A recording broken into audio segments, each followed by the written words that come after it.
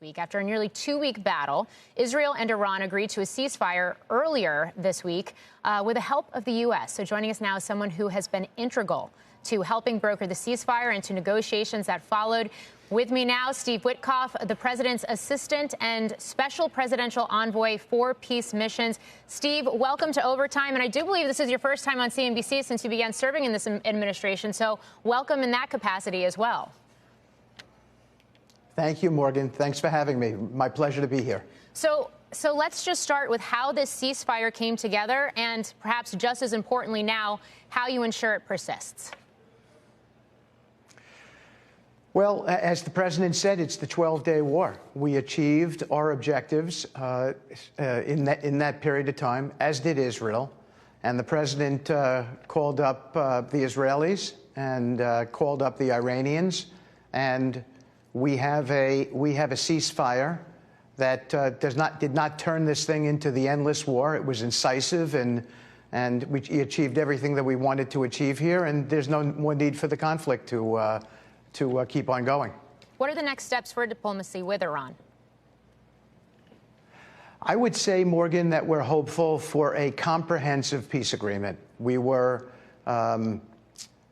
hopeful when we first started negotiations. It didn't quite work out that way, but today we are hopeful. The signs are there, and we're hopeful for a comprehensive peace agreement. What are the signs? Well, we're having conversations with the Iranians. There are multiple interlocutors who are reaching out to us, and I think that they're ready. That's my strong sense. So let's all have some hope that that's what we achieve, because it will be a renaissance for the GCC, for the Iranians as well, for the whole region, and it'll be good for the world. How much do the Abraham Accords that were established in the president's first term now lay the groundwork? Is that the template, and does that expand? Well, one of the president's key objectives is that the Abraham Accords be expanded, that more countries come into it, and we are working on that on my team and in coordination with the Secretary of State and the entire State Department.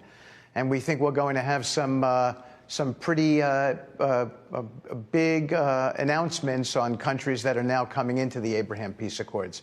And we're hoping for normalization across an array of countries that maybe people would have never contemplated would come in. So we're excited for that prospect. That will also be a stabilizer in the Middle East. The president at the NATO summit today said a couple of times, basically, that this is not about a new nuclear agreement. I think getting to the point that you just made about a comprehensive peace agreement and that being the broader goal here.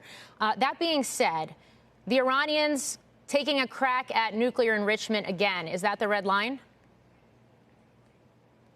That's for sure the red line, yeah. That's always been the red line. Enrichment is the red line. And beyond enrichment, weaponization is the red line. We can't have weaponization. That's just that will destabilize the entire region. Everyone will then need a bomb, and we just can't have that. This is going to be good for the entire region.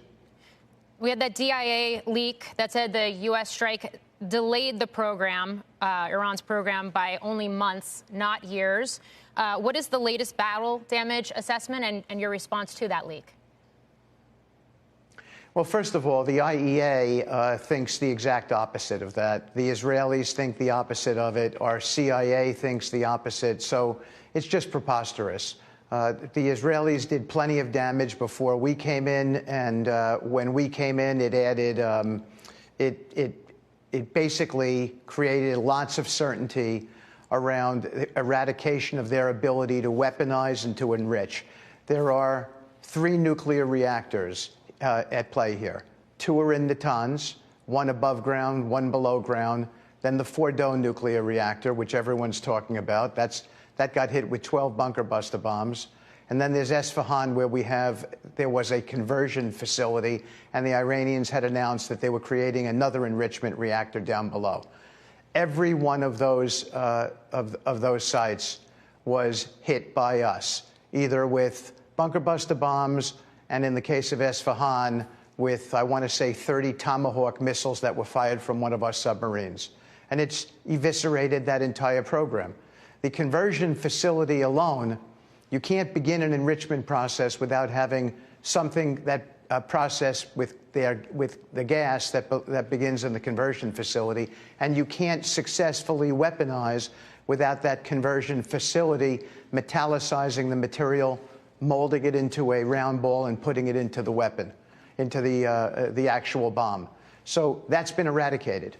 And much of the enrichment potential has been eradicated, too. All the different sources by which you might get to a weapon have been eradicated. And now the issue and the conversation with Iran is going to be, how do we rebuild a better civil nuclear program for you that is non-enrichable? Very, very similar to the non-enrichment program that is in the UAE today and that many, many other countries operate. You don't need enrichment to run a nuclear energy program.